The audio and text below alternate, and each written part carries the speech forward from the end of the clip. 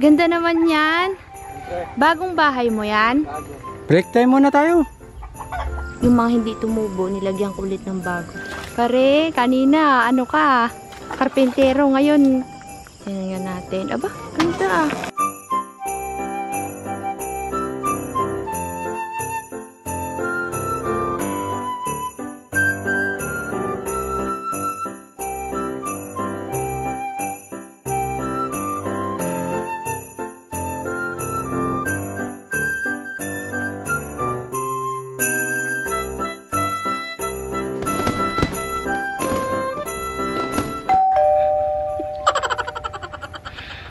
Magandang tanghali kakabsat. Welcome to Vlogmas Day 12. Yan, Day 12 na po tayo sa ating Vlogmas ngayong December at malapit na po ang simbang gabi.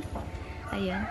Kami ay nagre-ready ni kakabsot ng ating doon para sa ililipat na manok na nasa bahay. Malalaki na kasi kakabsat at may labuyo din po na ilalagay dito. Meron po kasi kami na isang itlog doon sa incubator kaya dadalhin po natin siya dito. Kainitan po kabsat, naglinis ako dun sa labas kasi medyo malilim dun sa area na ginagamasan ko kaya nakapaggamas-gamas pa ako. Pero medyo mainit na kaya tumigil na ako kabsat. Ngayon si kakabsot, nag-aayos siya ng bagong bahay dito para dun sa mga bagong sisiw natin na napisa sa incubator sa bahay. Puntahan po natin siya. Nire-renovate po niya yung dating bahay ni Kundong at ni Muji kasi dito po ay medyo mainit yung kulob kasi sa kabsat para hindi magkasipon yung ating mga sisiw. Kaya pala si Kundong at si Muji hindi nagkakasakit dito, hindi sinisipon. Medyo malamig po kasi dun sa malaking kubo. Apakainit kabsat. Alam niyo po ba si Bruno? Hinabol niya po yung manok natin na nakaalpas. Isos. Lumayas nung gabi. Buti na lang bumalik. Ay, ubos bagay yung balahibo sa puwitan ng manok. Loko si Bruno ay. Pati yung alaga natin ay inaaway. Ba? Ganda naman yan. Bagong bahay mo yan? Bago. Parito, renovation. Renovate. Bagong buhay. Tito Rod, Nay Davy, may bago na pong bahay. Merong nakakita ka na bang karpinterong nakaupo pa habang gumagawa ng kulungan? Ikaw lang yon. Sabi nila, Kasi nakauntog ako eh. Kung nakakita na daw po ba kayo ng karpinterong nakaupo pa. Mauntog daw ho kasi siya. Hindi kasi may alaga tayo eh. Sinabi ko na sa kakabsat, yung, ano ang mga pangalan nila de? Ilan yung labuyo? Meron tayong 6 na labuyo. Anong mga pangalan nila? Hindi ko pa alam eh. Papangalanan mo din yan, de? Siyempre. Sige. Ganda. Para medyo elevated kasi bata pa. Hindi pa siya pwedeng. Harangan mo yung mga butas na yan, de. Magalabas yan dyan. Ito? Oo, nagalipad yun. Nire-ready niya kasi kakabsat. Magsisimbang gabi. Busy tayo. Ready na ba kayo sa simbang gabi? Saan tayo magsisimbang gabi, de? Secret. 2 simbahan sa Sablayan. Isang sa San Sebastian. Malapit na. Nagka-countdown na yung iba para sa Christmas. Ang gagawin natin, de? Ito lang tayo. Tuloy ang buhay. Tuloy lang ang buhay. Kayang-kaya yan. Huwag na po kayong mag-alala. Kayang-kaya po namin to ni kakabsot. Sinong dumating? Ay, hindi pa natin naano si Lolo pala. Napasyalan yung mga mani. Tingnan natin kabsat. Busy pa kami ay. Pero naman. Ito po ay hindi gawang professional. Yan ka na naman. Lagi naman. Lagi ka namang hindi professional. Ito base lang sa akin nakikita at naiisip. Hindi lang po siya attorney, isa rin po siyang karpintero. Marami pong profesyon si kakabsot kung hindi nyo po na itatanong. Isa rin po siyang, mangkukulot. Kakabsat, parang hindi tumubo yung namatay yung mga tanglad. Naghigaan yung tanglad. Dumi na pala dito. Maglilinis pala tayo dito. Kasi dito malamig pwedeng magtambay-tambay. Ayan Sarap maggawa man din ng higaan dito yung parang papag lang. So, kumuha ng bunga ng ube, kaso saan ko ilalagay, itatanim? Albanian dyan. May Albanian? Diba kaya tinawag na albino kasi lalaki? Pag babae, albina. Oo, albina pag babae, pag lalaki, albino. Albanian. Kabsat, oh, karaming bunga ng ube. Kunin ko sana eh. Wala akong kasama. Yung mga tanglad, hindi na buhay. Aro, yung langka, natutumba na. Dilayla! Laki na ng langka dito, di oh. Punong-puno na talaga siya. Pati yung nyog. Si albino. Dali mo dyan, albino. Ginamasan ko yung kamatis. Sabi ko kasi dati, hindi ko gagamasan yun. At pangalan nito, para mayroong silong yung puno. Sinubukan kong gamasan at na rin di ako kabsat dahil nga masukal. Aroy, nalanta. Tulong pala talaga sa kanila yung mga damo sa puno, no de? Kasi iniisip ko baka inaagaw yung mga dapat na mapunta sa kamatis. Oo. Ayun, di ko na itutuloy na gamasin. Daming-dami ko pa naman ginamas kahapon. Wala bang mga expert na sa kamatis? Nakapagbenta na po kami ni Joy Kabsat ng kamatis. Kala nyo? Yung unang nabenta niya ay 150. Sumunod 100 pesos. Oh, di ba? May nabenta na. Kaya pinapagtyagaan kong dilig-diligan kahit malayo ay. Dapat pala magamasan dyan yung karet, de? Wala. Nandun, di ba inakasa ko? Gamasan ko to. Oh, wait lang. Dito ka rin? Oo. Anong ginagawa mo dyan? Siyempre, nagagamas. Dito malilim eh. Dyan malilim? Kaya dyan ka? Hinahabol-habol mo kasi ako kung saan ako nandun ka rin. Tignan mo, oh, para malinis yung kulungan ng mga bago mong sisiw. Oh. Talaga? Oh, malinis na. Baka gusto mong umupa dyan sa pangalawa. Libre? Oo. Ayun, bubong na lang kulang. Oh, nalawak na ito kabsat. Hindi na ako dito. Mag-ihaw-ihaw. Ito kasing kulungan na ito. Ito yung unang kulungan. Kauna-una ang kulungan na. May bubong kasi to na yero. Kaya sayang naman kung pababayaan. So ginawa natin ng elevated para sa mga sisiw. Kasi naglilipad-lipad sila. Naglilipad-lipad? Oo. Yeah, Ito naman. Malinis-linis na to. Kung saan ako nandun gumagawa, nandun ka rin. Siyempre, dalawa na nga lang tayo. Hindi pa tayo magkasundo. Dalawa na nga lang tayo. Mind your own business. Pare, kunti na lang. Wait lang. Tapusin ko lang to. Hindi, dito daw siya nagagamas eh. Ewan ko nung gagawin. Baka taniman na naman to ng mani eh. Baka nga. O kaya kamatis. Nagbabalak-balak yan. Yan, last na to. Masugatan ka yung may mga may mga tusok-tusok. Para malinis to. Wait lang. Kunti na lang. Linis na. Disclaimer po sa mga magagaling gumawa ng kulungan. Hindi niya po inaangkin ang pagiging professional. Yan. Ano ang buhay mo? May bubong kasi to kaya sayang naman kung... Welcome to my new house. Hindi kasi malito eh, kaya ginawa kong ganito. Kasi pag binuksan mo, naglalabasa yung manok. Ngayon, lagyan mo ng kulungan sa loob. Ikaw lang papasok. Oo. May pako di ha. Kasi ikaw, surut-surut ka eh. Saan ako nandun ka rin? Ayaw mo bang hinahabol-habol kita? Sanay na ako doon. Pare, yabang mo talaga, attorney ah. Kaswerte ko naman dito, attorney na, karpintero pa. Magmamanok pa, buti na lang, di naging sabungero to. Ayun lang ayoko. Mahirap kasi dyan, pagka magsasabong. Wala akong pansabong. Pare, wait lang kabsat ah. Tapusin ko lang ginagawa ko. Yan natin si kakabsat. Ano ang ginagawa?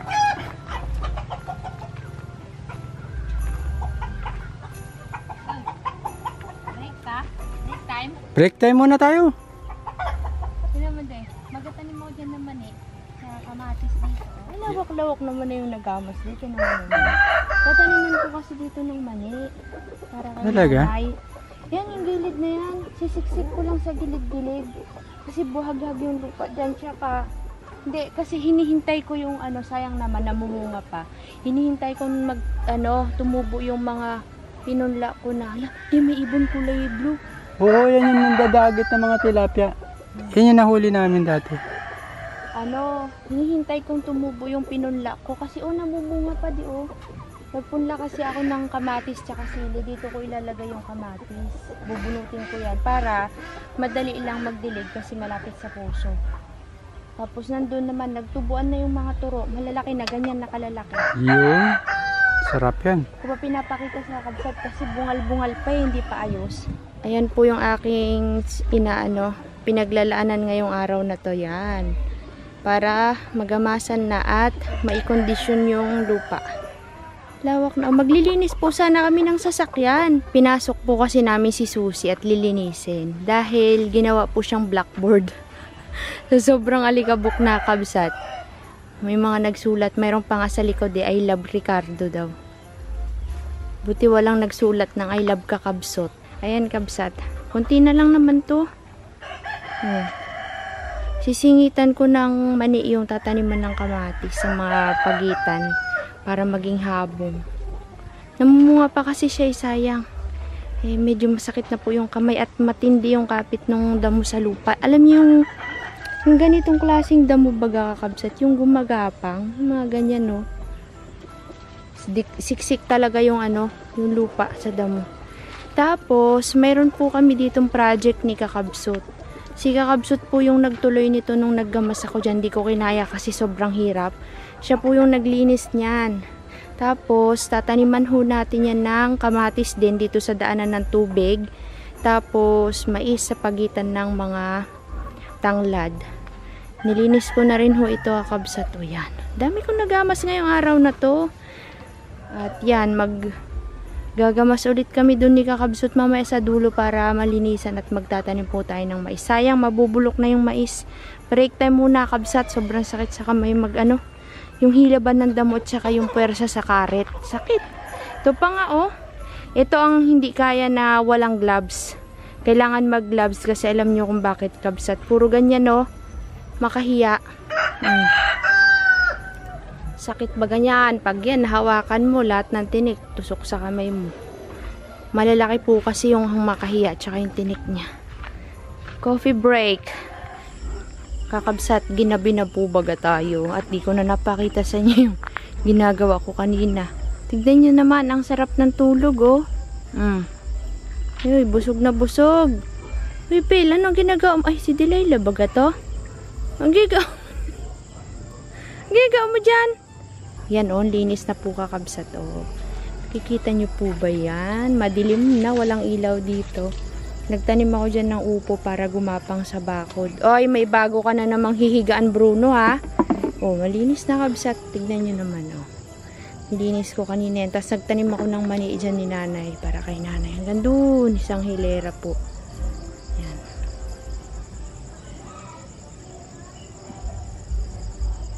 Tapos dito naman ay baka sirain ko na tong talong. Hinihintay ko lang po yung mga talong ni nanay na bilog-bilog. Nagpunla kasi siya. Yan siyang ipapalit ko po dito. Tignan nyo yung aking mga taniman. Kabsat Nagtanim ako dyan ng mga sitaw. Ay, mani. Tapos, yung mga talong ko dito, hindi ko alam kung kukunin ko. Malaki na rin kasi, Kakabsat. Saan na ba gayon? Ayun Tapos yung mga turo ko, hindi tumubo kaya nagpalit po. Ito po yan yung mga turo kaso hindi siya tumubo nung time na nagtanim kami ni sis. Ganito na dapat siya, Kabsat. Ganyan.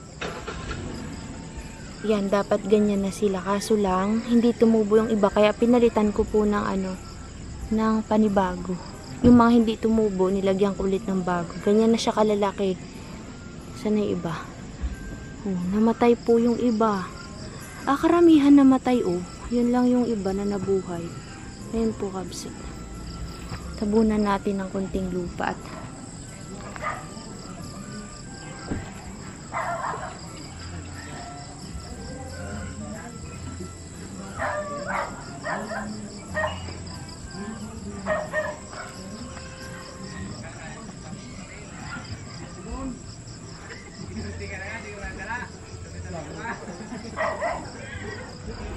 Ayan. Ito baga kabsat yung munggo. Ayan, tinanim kong munggo. Mubo na. Yung mga munggo lahat tumubo. Eh, dalawa pa nga eh. Tsaka yun na. Ay, tignan nyo, lumalapit na. Doon ka, doon ka.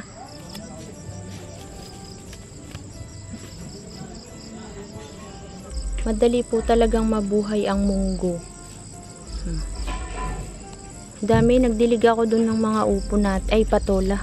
Yung upo, lagi kong natatawag na yung patola, lagi kong natatawag na upo.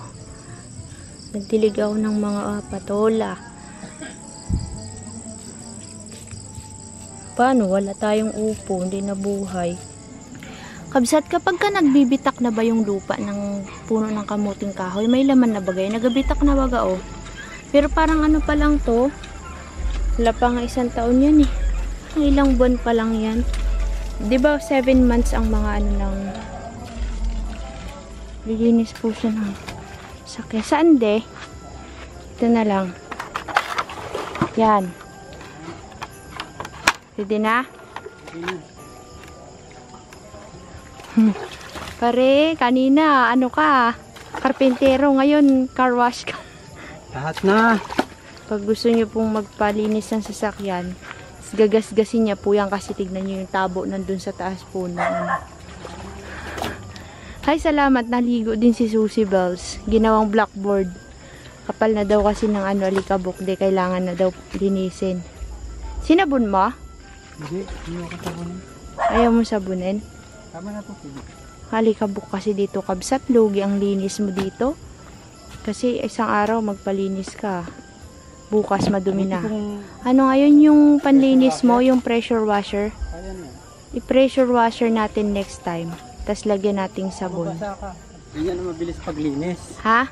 Ganyan mabilis na paglinis. Huwag nyo pong tatangkaing magpalinis kay kakabsot. May mekos-mekos niya po yung sasakyan nyo. Mekos-mekosin niya po yan. Maski gabi. Pagod na kabsat. Bukas bagsak na naman po kami. Hindi na naman po kami makakagising ng maaga bukas. May mga lakad na ano nakaschedule ay ala. Pag umaga wala na. May masakit ang ganto, masakit ang ganyan. Kaya mo pa? Dito, Kailangan mo ng parking? Bakit? Wala akong parking. Mahirap bumenta mamaya. Ay, aatras ka lang? Natumba yung, anuin mo naman yung papaya bukas. Para tanggalin natin yung buho. Tumba na baga kabsat. Sayang. Yung bunga pa naman nun mahahaba. Masarap yun pag nahinog. Hindi na yung manok eh. Bukas? O, kasi pintuan na lang kulang. Dadali na natin bukas. Pala ay. Eh di yung isang solar kanila. Oo, pinto. Uy, nagbo-blurred. Blurred na pala. Nilinis ko, hindi ko natapos kabsat. Karami kasing langgam. Yung area na. May palaka pa. Oh! Yan sinasabi ko sa mga to ay. Nagkain naman. Nahabol yung palaka. Sige, kapit lang bay. Nahabol yung palaka. Pil. Makakakain lang dog food, kinain nila kasi kabsat, pero kinain naman nila. Tingnan nyo talaga ang kulit oh. Mung kainin niya yung palaka, lason yan. May palo na naman kayo sa akin. Nangalabit ka pa. Nangalabit.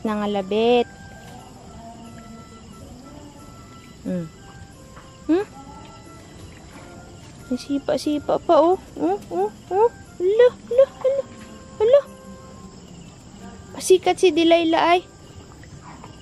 Bago tayo umuwi, tapos na po kami maglinis ng sasakyan at tapos na rin po kami magpakain ng manok. Ay, ng ano ba to? Ating mga alaga na Delilah at Phil at Chacha at saka Bruno. Ngayon po ay sisilipin muna natin yung ginawa pala ni Kakabsot. Di ko na ipakita sa inyo kanina. Silipin natin yung ginawa niya na kubo. May mga pako Oo nga, mag-ingat ka din. Manipis din yung sinelas mo.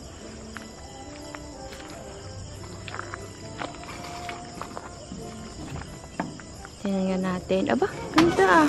Hindi uy, may pako. Pa, pare, ang galing mo talaga magkarpintero, de. Ay, baka lumabas dito, hindi? Hindi yan. Galing ni Kakabsot ah. Finished product, wala pang pinto, pero madali na yan bukas. Madilim na kasi kanina, Kabsat. Ang ganda. Bukas, dadalhin natin yung labuyo. Makikita niyo yung labuyo na sisiw. Ilan yun, de? 6. 6. Tapos, ilan yung Rhode Island? 3. 3. Diyan sila magsama-sama na sila muna dyan kasi pag yan ay nilagay natin yung mga doon sa lagayan ng malalaki, bubulihin sila. Magkatutukaan. Tayo na.